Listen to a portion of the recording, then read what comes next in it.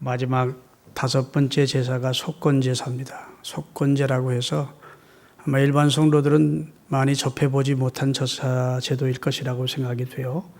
번제란 말도 들어봤고 화목제, 소제, 속죄제 이런 말은 자주 듣는데 속건제가 무엇이냐 이렇게 의아하게 묻는 분들이 없지 않아 있을 것입니다. 이 속건제사는 지금으로부터 약 4,000년 전 하나님이 율법을 주시면서 이웃에 대한 범죄, 이웃에 대한 피해를 주었을 때 책임을 다하고 용서받으라는 그런 제사법입니다.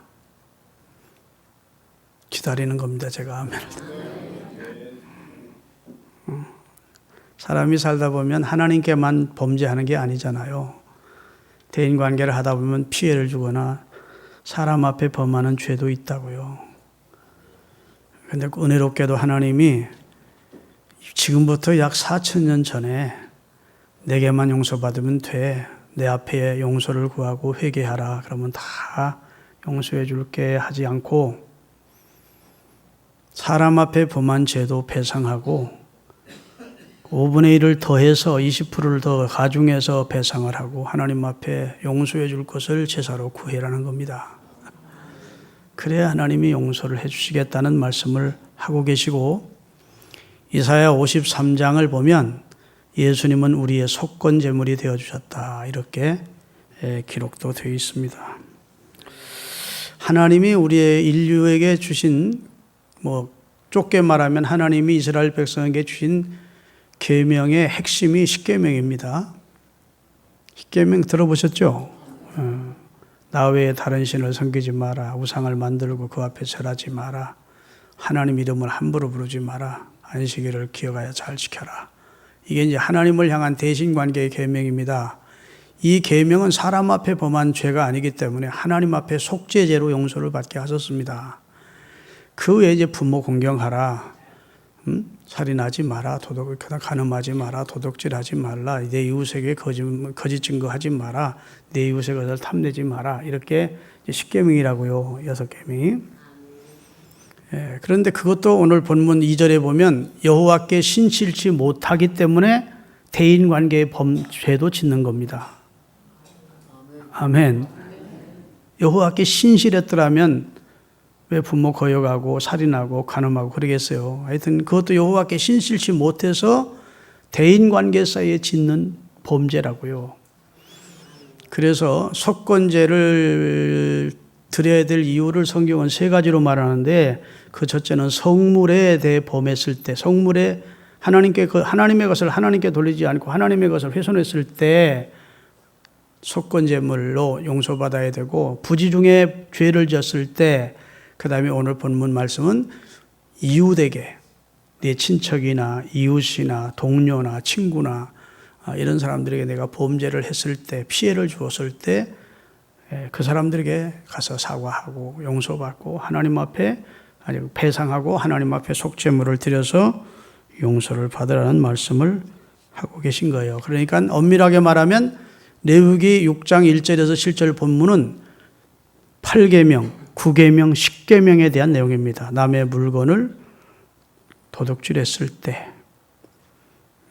그 다음에 남의 물건을 조당받고 안 줄 때, 거짓말을 해서 거짓 증인을 세워가지고 거짓말로 남의 물건을 남에게 피해를 주었을 때, 이런 내용들이거든요. 그러니까 이것은 10계명 가운데 8, 9, 10계명을 범했을 때 하나님 앞에 속건제를 드릴 것을 말씀해 주셨습니다. 물론 이 1계명에서 10계명까지가 다 하나님께 대한 범죄죠. 하나님은 우리를 심판하시는 심판자시고 감독자십니다. 하나님은 우리의 모든 것을 바라보십니다. 지켜보십니다. 아멘. 그렇지만 속죄제는 나로 인해서 피해를 입은 이웃에게, 사람에게 배상하면서 용서를 구하는 제사를 명하신 것입니다. 오늘날 많은 그리스도인들이 하나님과의 관계는 중요시 여기면서 이웃이나 친구나 형제나 동료들에게 범한 죄는 대수롭지 않게 여겨버려요. 나로 인해서 신체적으로, 물질적으로, 마음으로 피해를 입은 수많은 사람들이 우리 주변에 있는데, 나 하나님 앞에 용서받았어? 나 하나님 앞에 회개했어? 그래서 하나님께 면죄부를 받으면 내게 상처를 입고 피해를 입은 사람들조차도 용서받을 필요가 없고 사과할 필요가 없는 양 뻔뻔한 그리스도인들이 없지 않아 많이 있다고요. 그것을 하나님은 인간의 속성을 아시기에 지금부터 4,000년 전에 계명을 주시면서 이웃에게 대한 피해와 범죄에 대해서 배상하고 용서받으라는 말씀을 하고 계신 겁니다. 그래야 구원해 주겠다는 말씀은 아니에요. 복음, 그리스도를 통해 구원받지만 여하튼 이웃에 대한 피해를 주었을 때 의무와 책임을 다할 것을 말씀해 주신 거예요. 여러분, 영화 이창독 감독이 만든 영화 가운데 이 밀양이라는 영화가 있었습니다. 오래전에 개봉됐고 많은 사람이 그 영화를 관람했지요. 그 전도인이라는 여자 배우가 신혜라는 역할로 출연을 한 영화입니다. 그 신혜라는 여자가 남편이 교통사고로 죽고 남편의 고향인 밀양으로 아들 하나 데리고 밀양으로 내려가면서 벌어진 사건이 전개가 돼요. 내려가다가 차가 멈추게 됐고 그 다음에 정비사 하나가 송강호가 와서 도와주게 됐고 그리고 거기다 이제 뭘 할까 하다가 피아노 학원을 냈고 그 다음에 자기를 무시할까 사람들이 무서워서 그 두려운 마음이 들어서 이제 청상이 된 과부가 됐으니 사람들을 나를 무시하지 않을까 싶어서 자기 남편의 고향에 오긴 왔지만 자기 무시받지 않기 위해서 돈 많은 여자처럼 내가 어디가 땅 사면 좋겠느냐고 막 사람들이 물어다니고 내가 돈 엄청나게 많으니까 부동산 투자를 할 것처럼 얘기하니까 아들이 넣었던 학원의 원장이 운전하다가 이 여자 돈 많네 하고 아들을 유괴해서 결국은 이제 살해를 하는 겁니다. 그러니 남편 죽고 아들 하나 의지하고 남편의 고향 밀양에 내려왔는데 이게 학원 원장이 유괴해다가 죽인 거예요, 아들을. 그 얼마나 큰 충격을 받습니까? 살맛도 안 나고 정신적으로 엄청나게 방황을 하고 고통 속에 있어서 늘 병원에 약국에 가서 약을 자다가 그냥 신경안정제를 먹는데 의지할 곳이 없는 그에게 약사가 이런 건 약으로 해결될 문제가 아니고 내가 믿는 예수님을 원장님도 믿으세요. 그리고 전도를 한 거예요. 그러니까 전도연이가 그리하겠다 하고 교회 나와서 그동안 억울했던 거, 분했던 거, 마음에 담아두었던 것을 말씀 들으면서 막 괴성을 지르면서 막 통회하면서 회개도 하고 막 울부짖습니다. 그러면서 이제 은혜를 받게 되고 열심히 신앙생활을 해요. 하다가 어느덧 마음속에 내가 내 아들을 죽인 자를 용서해야 되겠다. 지금 교도소에 그 살인자가 가둬져 있는데 그래서 용서해 줄 마음이 생겨가지고 교도소에 면회를 간 겁니다. 철창을 앞에 두고 자기 아들을 죽인 살인자와 신혜라는 이 전도연이 서로 마주하게 됐는데 이 신혜라는 전도연이가 생각할 때에는 자기 아들을 죽였으니까 머리를 들지 못하고 죄송해서 막 이러고 나와서 아이고 아주머니 죄송합니다. 제가 뭐 머리 들 수가 없고 뭐 이래야 되는데 그러면 내가 용서하겠습니다. 이러려고 그랬는데 뻔뻔하게 나와가지고 환한 얼굴로 나는 이 교도소에 와서 예수님을 만났고 하나님 만났고 나는 다 용서받았습니다. 아주머니도 예수 믿고 마음 편히 가지세요. 그러는 거예요. 아니 누가 누구에게 용서를 받았다는 거예요? 에? 피해자인 당사자인 내가 용서를 안 했는데 어찌 하나님이 마음대로 용서할 수 있느냐는 겁니다. 그때부터 하나님께 대한 반감을 가지는 거예요. 피해자인 나는 아직 용서했다는 말을 안 했는데 저가 나는 용서받았다. 응? 그래서 마음의 평안을 얻었다. 아주머니도 교회 나가시라. 뭐 이런 쪽으로 얘기를 하니까 면회 갔다가 도리어 충격을 받고 돌아와서 그때부터 하나님께 대해서 반항을 하는 겁니다. 당신이 무엇인데 내가 용서하지 않은 자를 당신이 용서했다는 겁니까? 그러면서 예배를 방해하고 붕해를 방해하고 뭐 장로를 꼬셔서 막 넘어뜨려 보고 막 그러면서 아주 하나님께 대한 반항을 하다가 칼을 들고 사관과 깎다가 그걸 가지고 자해를 하고 정신 이상이 돼서 병원까지 가고 하는 내용이 이 밀양이라는 그 영화의 내용이에요. 여러분, 이 영화의 내용이요, 우리 기독교에 대해서 좋은 그런 입장에서 만든 영화는 아니에요. 그래도 우리가 깊이 생각해야 될 면이 없지 않아 있는 겁니다. 할렐루야. 누가 누구를 용서했다. 피해자는 아직 용서를 안 했는데 하나님이 용서했으면 다냐? 아주머니 잘못했습니다 하고 저는 죽어 마땅합니다 하고 전도인한테도 용서를 빌어야지. 제가 아주머니의 인생을 망쳤습니다. 어떻게 하면 좋아요? 하라는 대로 하겠습니다. 저는 아주머니가 찢어 죽일 수도록 저를 미울 건데요. 죄송합니다. 이러면서 전도인한테 용서를 빌어야 되잖아. 그게 도리죠? 나 용서받았대, 하나님이. 하나님 만났고 하나님 내 모든 죄를 용서하고 마음의 평안이 왔대. 그러니까 이 전도인이가 이건 충격을 받는 게 사실이라고요. 우리 시대에 이렇게 뻔뻔한 그리스도인들이 많습니다. 사람들 앞에 온갖 피해를 다 주고 사람들에게 상처를 많이 주고 그리고 그 사람들에게는 용서받지 않고 사과도 하지 않고 하나님이 나는 예수 믿고 어느 날 용서받았다. 하나님이 내게 면죄비를 주었으니까 사람들에게 피해를 주거나 상처를 준 것은 아무 상관이 없는 것처럼 그렇게 행동하는 그리스도인들이 있어요. 그래서 하나님은 인간의 속성을 아시기에 계명을 주시면서 속건제를 포함시킨 겁니다. 사람한테 잘못했으면 배상하고 용서를 구하고 그리고 하나님 앞에 살아난 거예요. 마태복음 5장 23절 24절입니다. 같이 읽겠습니다.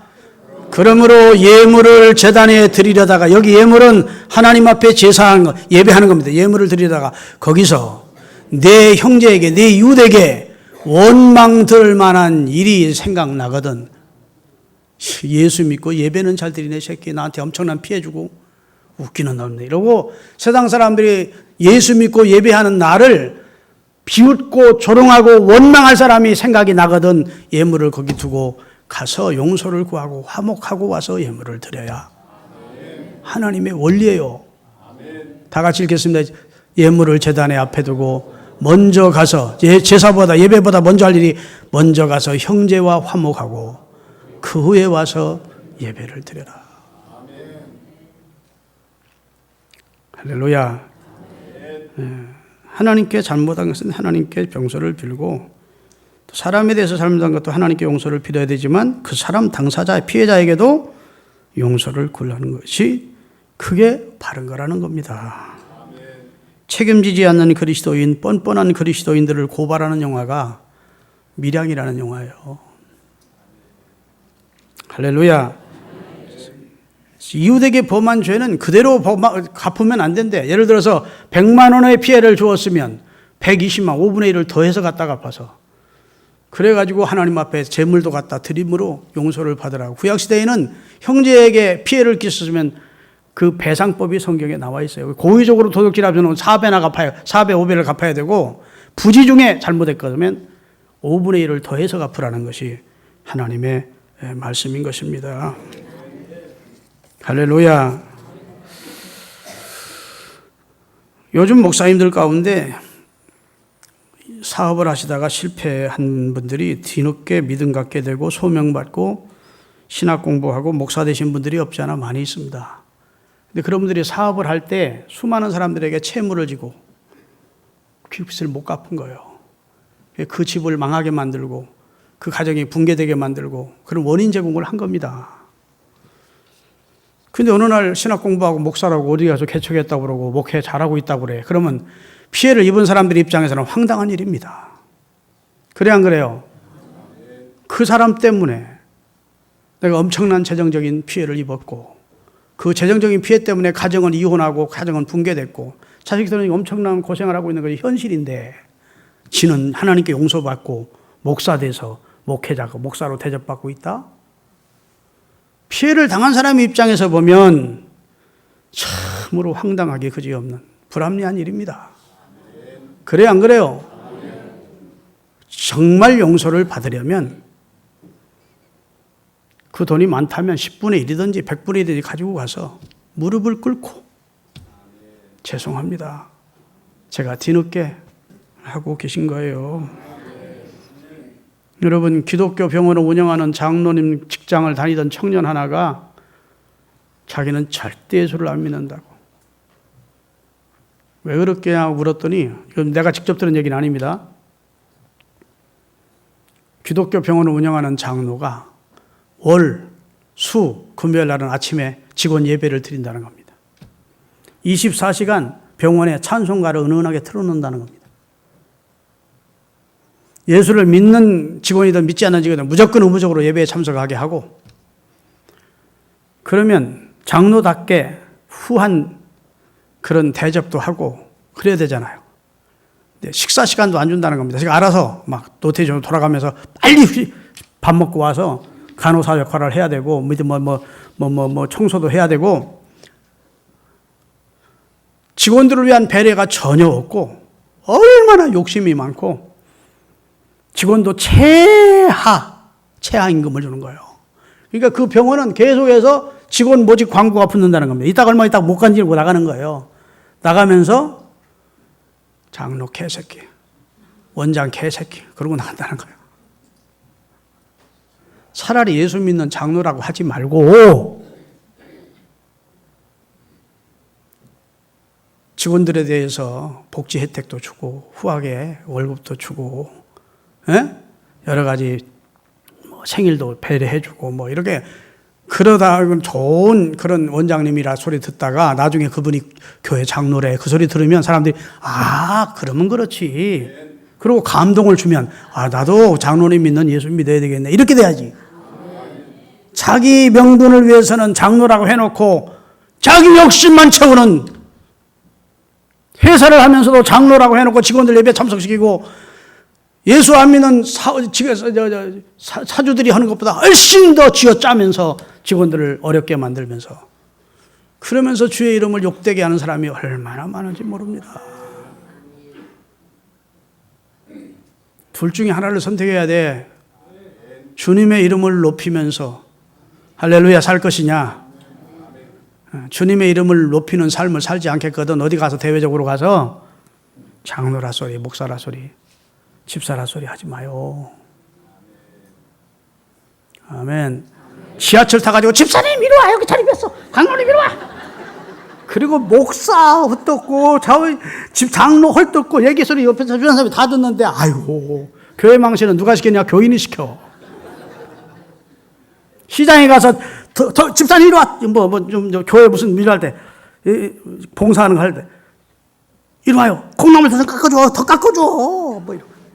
그러지 마요. 차라리 집사라고 부르지를 말든지 서로. 그런 사람, 괜찮습니다, 더 많이 안 줘도 괜찮아, 됐어요. 그래야 돼요. 우리 교회 초대 장로가 우리 서울신흥교회 초대 장로 황문호 장로님이었습니다. 그분이 일본 와세대 대학을 졸업한 당시 지식인이었어요. 그런데 강남에 있는 순복음교회를 다니다가 그 교회가 이제 분열이 되면서 한 200명 교인들이고 천호동에 교회가 어떤 목사님이 교회를 세웠어요. 거기로 온 거예요, 그분이 같이 따라서. 그러다가 거기서 나와가지고 우리 교회를 나왔는데, 우리 교회를 나오면서 한 1년 가까이를 설교 들으면서 계속 우는 거예요. 그 클리넥스 티슈 갖다 놓고 막 그냥 우는 거예요. 그 권사님이 깜짝 놀랄 정도로 주님의 은혜를 받는 거죠. 근데 그분이, 목사님 제가 왜 그 교회 다니다가 교회를 옮기게 됐는지를 아십니까? 이렇게 묻는 거예요. 왜 그랬습니까? 목사님과 같이 다니는 게 너무 부끄럽고 너무 부끄러워서 왔습니다. 무슨 내용이에요? 그래 들어봤더니 그 목사님이 50대 초반의 목사인데 교인들하고 식사하러 식당에 가면 50대든 60대든 아줌마들 부르는데 다 아가라고 그러는데, 아가. 그건 술집에서나 통하는, 룸사람이 통하는 얘기지. 아가. 그런데 옷을 벗어 걸으라고 주면서, 이게 영국제 300만 원짜리야. 함부로 다루면 안 돼. 자기 구두로 따로 보관하라고 하면서, 이게 이태리제 구두인데 얼마짜리다. 그런데 팁은 한 푼도 안 주고, 짜니 맵니 음식이 있다 보니 이러고 불평만 해댄대요.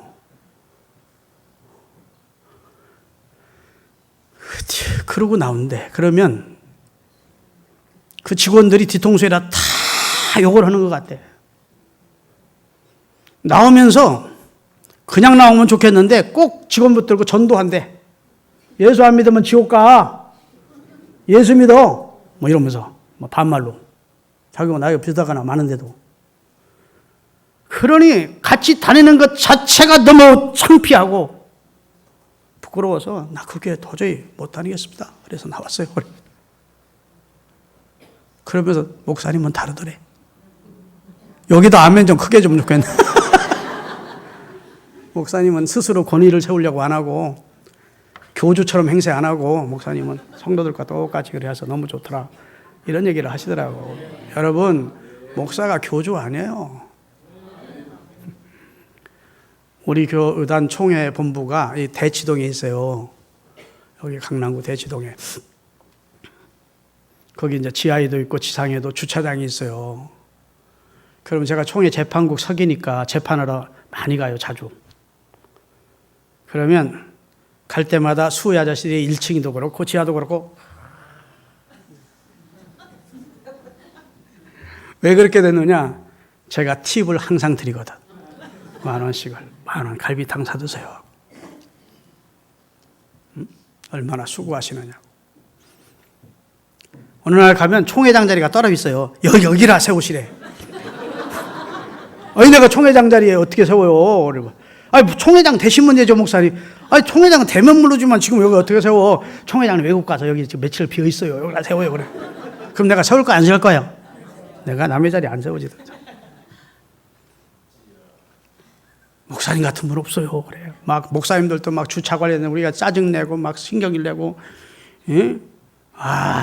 자리 없다고 하면 막 니들이 뭔데 우리가 너희들 먹여 살리는데 이렇게 나오는 목사님들이 많아요. 속상해하더라고. 왜 그러시는지 모르겠어. 여러분이 식당에 가서 교인들끼리 식당에 가는데 집사님이라고 부르지 마. 본을 못 보이게 했던 집사님, 권사님 이렇게 부르지 말라고요. 그러면 식당에서 저 양반들 교인들이구나 이렇게 대번 안다고. 그런데 음식에 짠이 무엇이 있다고 뭐 이런 소리를 하지 마요. 에? 그리고 수고하는 분들에게 팁을 돈 10,000원씩이라도 이렇게 드려. 수고하신다고. 대한민국은 팁 문화가 아닌데요. 그래도 여러분이 솔선수범하세요. 집사님, 권사님, 장로님 불렀거든. 그냥 나오지 말고 팁을 드리고 수고한다는 격려도 하고. 아멘. 나오다가 꼭 전도 한마디 하겠다고 전도하지 말고 감동만 주고 나와. 감동만 주면 어느 순간 어느 때 마음이 움직이면 교회를 다니게 돼 있어. 그런데 바빠 죽겠는데 주인 앉혀놓고 예수를 믿어야 되는 이 사형리를 가지고 우리는 다 주인이니 그러면 손님인데 가라 소리도 못하고 얼마나 힘들겠어요.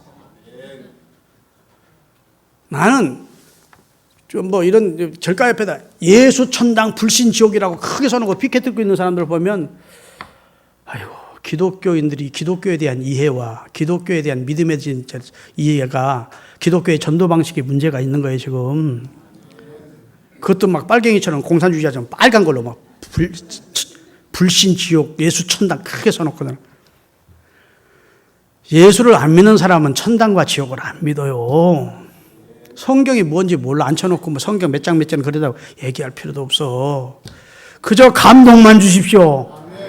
너희 착한 행실을 보고 사람들이 하나님께 영광을 돌리게만 하세요.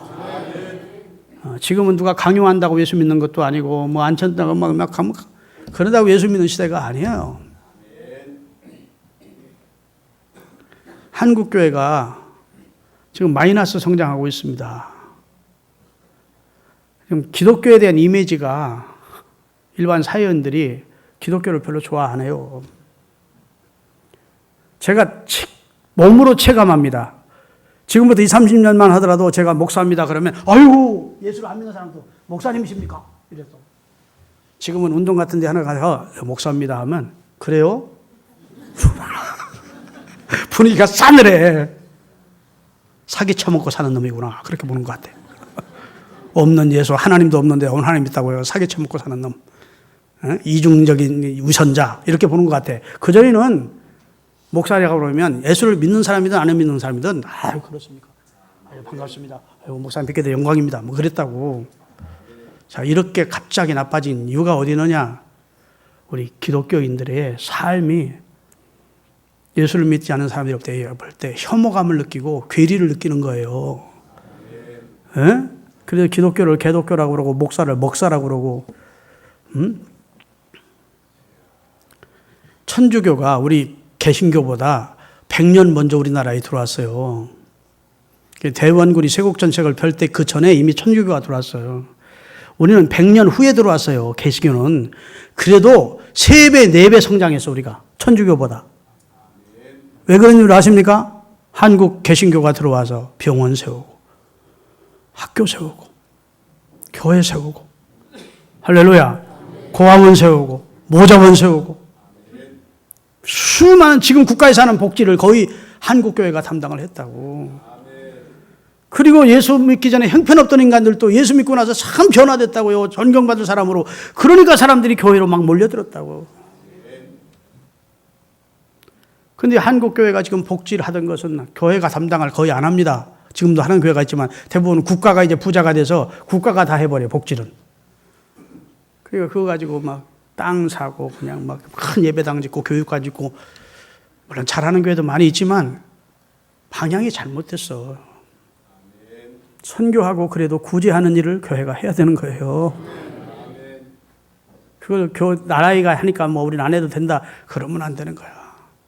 교회는 가르치고 전파하고 선교하고 고치는 봉사 사업을 하는 곳이야. 하나님이 우리에게 복 주시고 우리를 부른 것은 바로 이 일을 하라고 하신 거예요. 그런데 교회 모여서 서로 여기가 총회 재판국이 있지만 교인들끼리 싸워가지고 맨 재판권만 올라오고 목사와 장로가 싸우고, 그래서 지금 대한민국에 있는 사람들이 천주교는 신부는 괜찮고 목사는 형편없는 놈들이고, 천주교인은 온순하고 조용하고 신사적인 사람들이고, 개신교인들은 시끄럽고 거짓말쟁이고 비윤리적인 사람들이다. 이렇게 생각을 해서 그전에는 천주교에 있다가 개신교로 오는 사람들이 많았는데 지금은 개신교 쪽에서 천주교로 옮겨가는 사람이 많고, 일반 밀신자에 있던 사람도 개신교보다는 천주교 쪽을 선택해서 캐톨릭은 70% 성장했고 우리는 1% 마이너스였어요. 여러분, 이거 누구 탓일까요? 한국 교회 우리들 탓이야. 하나님 원망할 일도 아니고, 왜 우리를 뭐 알아놔 주느냐고 세상을 지탄할 일이 아니에요. 우리 탓이야. 아멘. 우리가 성도로서 하나님께 해야 될 의무와 그 다음에 대인관계 속에서 우리가 해야 될 의무를 하지 않는 거예요. 예수 믿는 사람이 더 이기적이고 더 욕심이 많고 더 거짓말 잘하고 더 사기 잘 치고,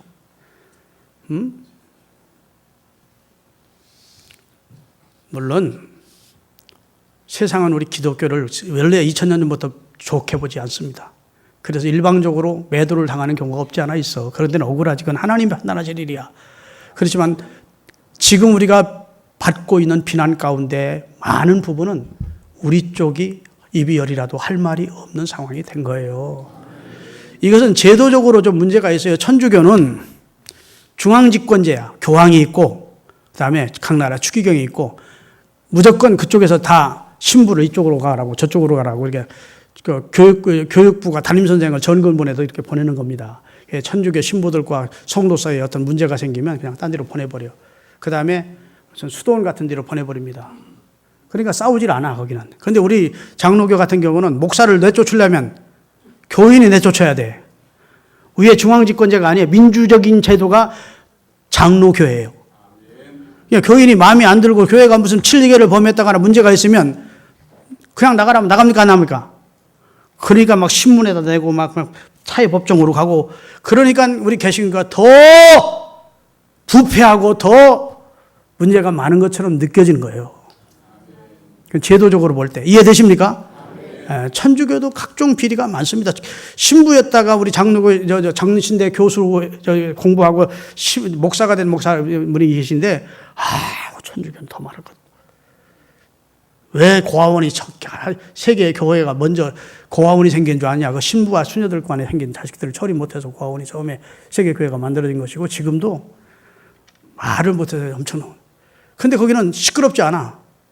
그런 정보가 들어가면 암사동에 있던 성당, 신부를 암사동보다 더 큰 교회, 청당으로 보낸대, 향천상. 그러면 우리가 오해했었구만. 천주교 본부에서 더 큰 성당으로 보내는 거 보니까 저분이 바람핀 거 아니네. 그런데 그 1년, 2년 있다가 수도원으로 보내버린대. 그렇게 작전을 해서 그렇게 뭐 그들이 허물이 별로 드러나지 않았는데 우리 한국교회는 어떻습니까, 지금? 목사, 뭐 새끼, 교회 돈 횡령에 처먹고 뭐 무슨 문제가 있고 막 그러면 안 나가려면 막 그냥 패러거리 싸움을 하는 거예요. 목사를 지지하는 쪽, 장로를 지지하는 쪽에. 이거 참 큰 문제예요. 제가 총회재판국에 지금 재판 한 20건, 20대 건 하다 보니까 이대로 갔다가는 우리 한국교회가 우리 속살 다 드러내고 결국은 주저앉겠다. 여러분, 마하트마 간디라고 하는 인도의 위대한 영웅이 있잖아요. 그분이 이랬습니다. 나는 예수 그리스도는 좋아하지만 기독교인은 좋아하지 않는다. 한 유명한 말입니다. 예수 그리스도는 너무 좋더라. 그가 영국에 공부를 가서 예수 그리스도를 알게 돼 보니까 예수 그리스도는 너무 귀하고 좋은 분이고 훌륭한 분인데 영국 교인들이 남의 식민지하고 약탈하고 하는 거 영국 교인들을 보면서 나는 기독교인은 좋아하지 않는다. 그러나 예수님은 좋아한다. 그랬대. 오늘 설교가 조금 너무 지저가는 설교 같아서 죄송하지만 우리가 가슴 치면서 하나님 우리 한국교회 문제는 아무개 목사, 아무개 장로 때문에 우리 문제입니다 하면서 하나님 앞에 새로워지기로 결단하시는 은혜가 있기를 주의 이름으로 축원합니다. 마지막으로 한 말씀 드리고 마치래요. 누가복음 19장 읽었으니까 그거 설명하겠습니다. 누가복음 19장 오늘 본문 8, 9절. 오늘 본문이에요. 삭개오가 서서 주께 여짜오되 주여 보시옵소서 내 소유의 절반을 가난한 자들에게 주겠사오며 만일 누구 것을 빼앗은 일이 있으면 갑절이나 갚겠습니다. 자, 삭개오라는 사람의 집에 예수님이 들어갔어요. 예수님인데 오늘 내 집에 들어가서 하룻밤 네 집에서 유하겠다. 삭개오로서는 너무 영광스럽고 감사한 일이었어요. 세상 사람들은 당시 여리고 사람들은 삭개오를 사람 취급 안 해서 지위는 높았어요. 여리고라는 도시의 세무서장이었으니까. 그렇지만 이스라엘 백성들의 세금 뜯어가지고 노마에 바치는 매국노라 해서 이스라엘 사람들은 삭개오를 상대도 안 했는데 하나님의 아들이란 예수가 삭개오의 집에 들어가서 하룻밤 그와 대화하면서 하룻밤 유숙한다니까 사람들이 다 비난을 했어요. 근데 예수님이 말합니다. 건강한 자에게는 의인이 필요 없고 병든 자에게 의인이 필요하다. 나는 이런 사람들을 구원하러 왔다. 그리고 와서 예수님과 대면해서 삭개오가 얼마나 대화를 나눴는지는 분명하게 나와 있지 않지만 예수님을 앞에 서서 그가 자기가 죄인임을 깨달았어요. 그래서 벌떡 서더니 주여 제 재산의 절반을 팔아서 가난한 사람들에게 나눠주겠습니다. 남의 것을 불의로 빼앗은 적, 세금 너무 착취하고 남의 것을 불의하게 빼앗은 적이 있으면 내가 4배나 갚겠습니다. 이게 회개예요. 아멘.